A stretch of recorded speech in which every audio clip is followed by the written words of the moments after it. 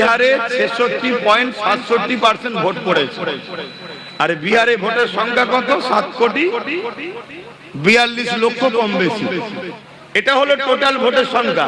আর vote পেয়েছে কত? 7,45,00,000।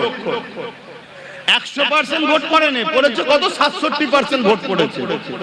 তাহলে 1 কোটি থেকে 67 লক্ষ হয়, তাহলে 7 কোটি যদি হয় 6-7-42, মানে রাউন্ড ফিগারে বলছি 5 কোটি লোক ভোট দিয়েছে। আর ভোট পেয়েছে কত? 7,45,00,000। মানে টোটাল ভোট হচ্ছে 7,42,00,000। 100% যদি ভোট পড়তো তাহলে 7,42,00,000 ভোটার ভোট পড়তো। সেই জায়গায় 67% ভোট পেয়েছে। তারপরও 1,42,00,000 থেকেও বেশি 7,45,00,000 ভোট পেয়েছে। যারা এরকম করে চুরি করে তাদেরকে তোমরা রুখবে কি করে? আমি কি বুঝাচ্ছি, বুঝছো? তাহলে রুখতে হবে, রোকো। রুকার পক্ষে 100 বার আমি সহমত, রুকার পক্ষে 100% সহমত।